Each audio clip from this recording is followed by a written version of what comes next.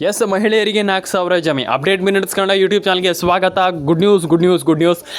ಬೆಳಿಗ್ಗೆ ಬರ್ತಾ ಇರುವಂಥದ್ದು ಸ್ನೇಹಿತರೆ. ಇಲ್ಲಿ ಇವತ್ತು ಅಕ್ಟೋಬರ್ 10 ಶುಕ್ರವಾರ. ಇಲ್ಲಿ ಎಲ್ರಿಗೂ ಭರ್ಜರಿ ಗುಡ್ ನ್ಯೂಸನ್ನು ಸರ್ಕಾರ ಕೊಡ್ತಾ ಇರುವಂಥದ್ದು. ಸರ್ಕಾರ ಸದ್ಯದಲ್ಲಿ ನೀಡ್ತಾ ಇರುವಂಥದ್ದು ಭರ್ಜರಿ ಗುಡ್ ನ್ಯೂಸ್ನೊಂದಿಗೆ ಇವತ್ತೊಂದು ವಿಡಿಯೋವನ್ನು ಶುರು ಮಾಡೋಣ. ಲೈಕ್ ಮಾಡ್ಕೊಳ್ಳಿ, ಶೇರ್ ಮಾಡ್ಕೊಳ್ಳಿ, ಕಮೆಂಟನ್ನು ಮಾಡ್ಕೊಳ್ಳಿ.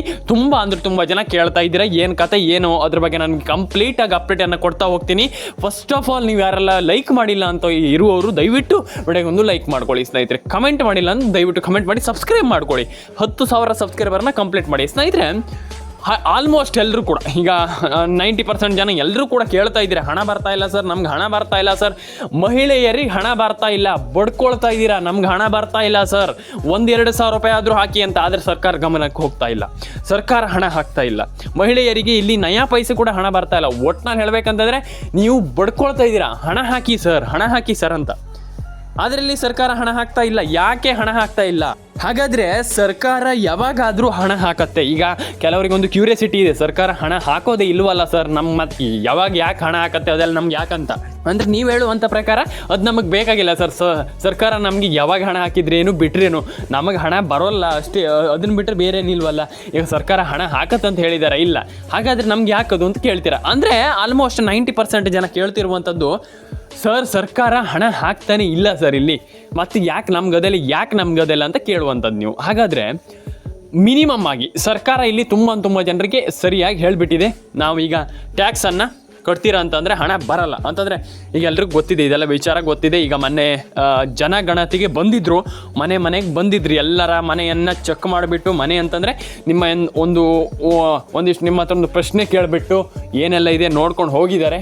ಅದನ್ನೆಲ್ಲ ನೋಡಿ ಒಂದಿಷ್ಟು ಬರ್ಕೊಂಡು ಹೋಗಿದ್ದಾರೆ. ಅದನ್ನು ಇಲ್ಲಿ ಯಾಕೆ ಮಾಡ್ತಾ ಇದ್ದಾರೆ ಸರ್ಕಾರ ಅಂತ ಕೇಳೋದಾದರೆ, ಮಹಿಳೆಯರಿಗೆ ಇಲ್ಲಿ ಗೃಹಲಕ್ಷ್ಮಿ ಹಣಕ್ಕೂ ಅದು ಅನ್ವಯಿಸುತ್ತೆ. ಈಗ ಕೆಲವರು ರೇಷನ್ ಕಾರ್ಡ್ ಅಪ್ಡೇಟ್ ಮಾಡಿಲ್ಲ, ಆಧಾರ್ ಕಾರ್ಡ್ ಅಪ್ಡೇಟ್ ಮಾಡಿಲ್ಲ, ಕೆಲವರದ್ದು ಆಧಾರ್ ಕಾರ್ಡ್ ಮಾಡಿ 15 ವರ್ಷ ಆಗಿದೆ, 13 ವರ್ಷ ಆಗಿದೆ, 10 ವರ್ಷ ಆಗಿದೆ.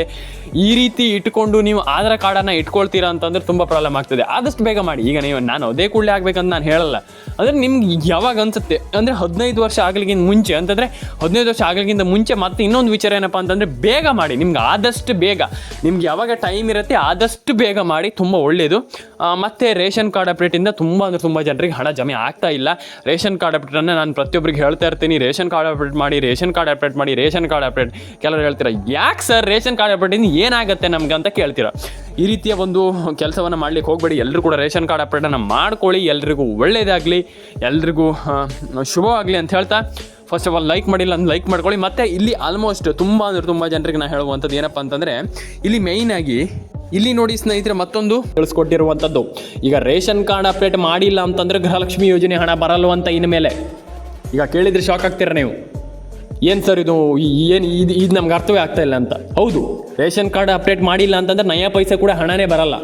ಸರ್ಕಾರದ ಕಡೆಯಿಂದ ಭರ್ಜರಿ ಗುಡ್ ನ್ಯೂಸ್.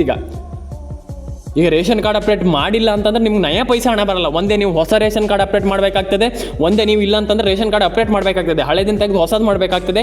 ಇಲ್ಲ ಅಂತಂದ್ರೆ ಹೊಸದು ಇದನ್ನೇ ಅಪ್ಡೇಟ್ ಮಾಡಿ.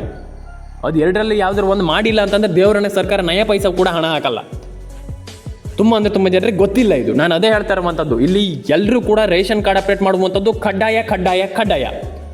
ತುಂಬ ಜನಕ್ಕೆ ಹೇಳ್ತೀರಾ, ಇಲ್ಲ ಸರ್ ರೇಷನ್ ಕಾರ್ಡ್ ಅಪ್ಡೇಟ್ ಏನಾಗತ್ತಂತ. ಇಲ್ಲ, ರೇಷನ್ ಕಾರ್ಡ್ ಅಪ್ಡೇಟ್ ಬೇಕೇ, ರೇಷನ್ ಕಾರ್ಡ್ ಅಪ್ಡೇಟ್ ಮಾಡಬೇಕೇ, ರೇಷನ್ ಕಾರ್ಡ್ ಅಪ್ಡೇಟ್ ಕಡ್ಡಾಯ. ನಾನು ಅದೇ ಹೇಳ್ತಾ ಇದ್ದೀನಲ್ಲ, ರೇಷನ್ ಕಾರ್ಡ್ ಅಪ್ಡೇಟ್ ನೀವು ಮಾಡಿಲ್ಲ ಅಂತಂದರೆ ನಯಾ ಪೈಸೆ ಕೂಡ ಹಣ ಬರಲ್ಲ ಸ್ನೇಹಿತರೆ. ಫಸ್ಟ್ ಆಫ್ ಆಲ್ ಎಲ್ಲರೂ ಕೂಡ ಕೇಳಿಸ್ಕೊಳ್ಳಿ, ರೇಷನ್ ಕಾರ್ಡ್ ಅಪ್ಡೇಟ್ ಮಾಡಲೇಬೇಕು. ನಾನು ತುಂಬ ಜನರಿಗೆ ಹೇಳ್ತಾನೆ ಇರ್ತೀನಿ.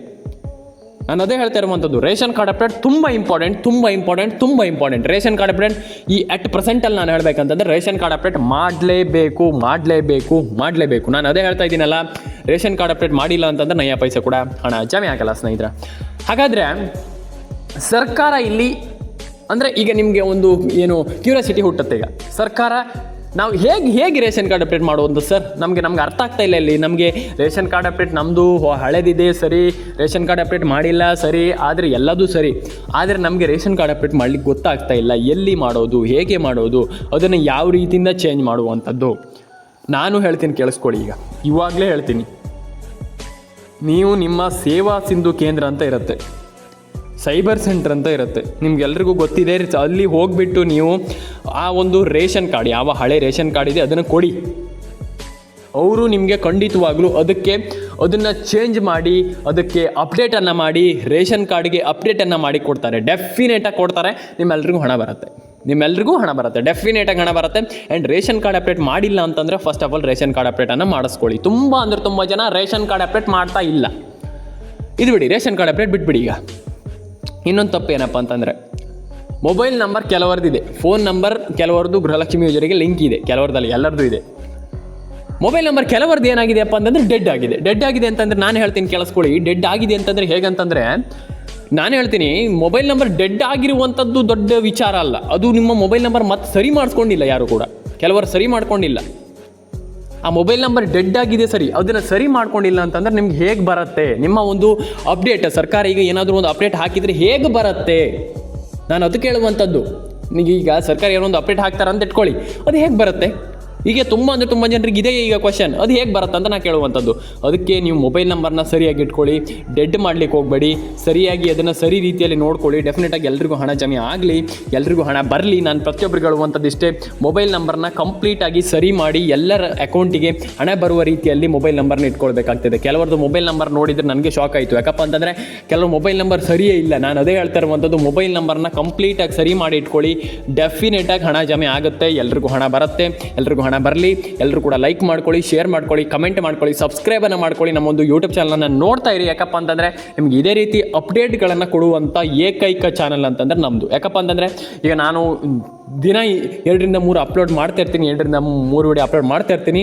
ಅದರಲ್ಲಿ ಆಲ್ಮೋಸ್ಟ್ ಬೆಸ್ಟ್ ಅಪ್ಡೇಟ್ ಅಂತಂದರೆ ನಮ್ಮ ಒಂದು ಯೂಟ್ಯೂಬ್ ಚಾನಲ್. ಹಾಗಾಗಿ ದಯವಿಟ್ಟು ಸಬ್ಸ್ಕ್ರೈಬನ್ನು ಮಾಡ್ಕೊಳ್ಳಿ, ಲೈಕ್ ಮಾಡ್ಕೊಳ್ಳಿ, ಶೇರ್ ಮಾಡ್ಕೊಳ್ಳಿ, ಕಮೆಂಟ್ ಮಾಡ್ಕೊಳ್ಳಿ ಅಂತ ಹೇಳ್ತಾ ಸ್ನೇಹಿತರೆ, ಆಶಾ ಅಪ್ಡೇಟ್ಸ್ ಕನ್ನಡಕ್ಕೆ ಸಬ್ಸ್ಕ್ರೈಬ್ ಆಗಿಲ್ಲ ಅಂತಂದು ದಯವಿಟ್ಟು ಸಬ್ಸ್ಕ್ರೈಬ್ ಮಾಡ್ಕೊಳ್ಳಿ.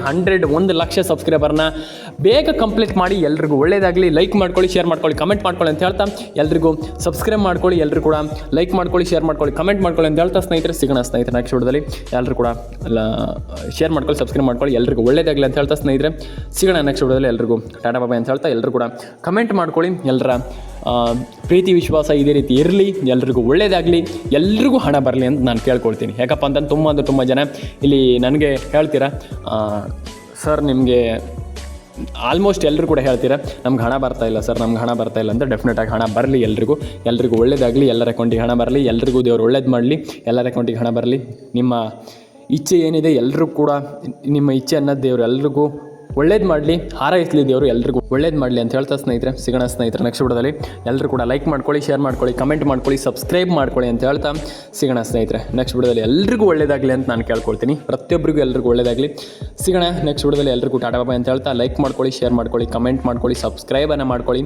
ಇದೇ ರೀತಿ ಅಪ್ಡೇಟ್ಗಳಿಗೋಸ್ಕರ ಆಶಾ ಅಪ್ಡೇಟ್ ಕನ್ನಡನ ದಯವಿಟ್ಟು ಸಬ್ಸ್ಕ್ರೈಬ್ ಮಾಡ್ಕೊಳ್ಳಿ. ಕೆಳಗಡೆ ನಿಮ್ಮೊಂದು ಅನಿಸಿಕೆಗಳನ್ನ ಕಮೆಂಟ್ ಮಾಡಿ.